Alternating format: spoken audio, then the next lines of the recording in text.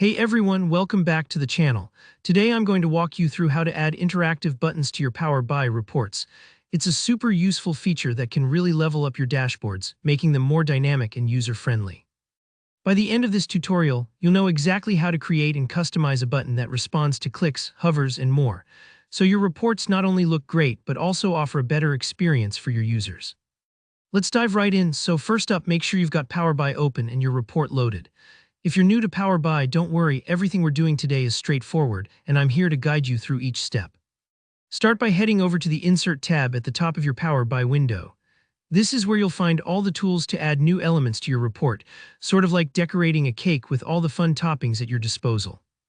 Go ahead and click on it. Next, look for the Buttons option. Clicking on this will open up a variety of button styles that you can add to your report. You'll see things like blank buttons, information icons, arrows. Take a moment to browse through these. Don't worry if you're not sure which to pick right away. You can always change your mind later. Just choose any button that catches your eye or fits the vibe you're going for in your report. For now, I'll go with a regular rectangle because it's nice and versatile. Alright, with your button on the page, the next thing to do is make it your own. You'll see a styling panel appear on the right. This part is really exciting because it's where you get to customize the look and feel of your button. Click on Style to open up all the different ways you can make your button stand out, from colors to borders and everything in between. One thing you'll definitely want to do is enable text on your button so your viewers know what it's for. Find the toggle or checkbox that says Enable Text. Go ahead and switch that on. Now you can type whatever you'd like inside the button. For this example, let's type Go here. You'll see it show up right away. This is perfect for guiding users on what action to take, and you can always come back to tweak the wording later. But we're just getting started. Buttons in Power BI are interactive, which means you can define how they look and behave in different situations. Under the Shapes section, you'll notice several states. Hover, press, disabled, and default.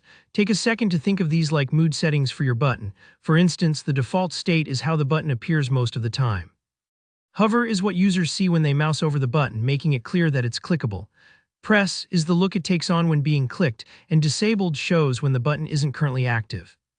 You can play around here, changing things like background color or shape for each state.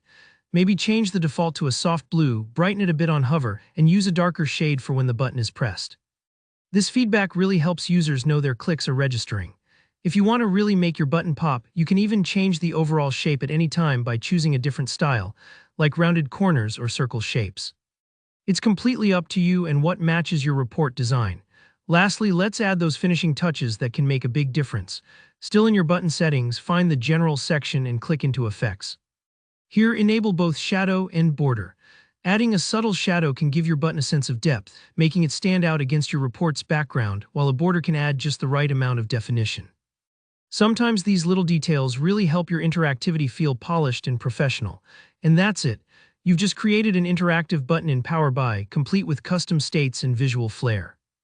Your users will now have a much clearer and more engaging experience when navigating your reports. If you found this walkthrough helpful, go ahead and hit that like button, and if you have any questions, just drop them down below. I love helping out and chatting with you all in the comments. Don't forget to subscribe for more Power BI tips and tutorials like this. Thanks for watching, and I'll see you in the next one.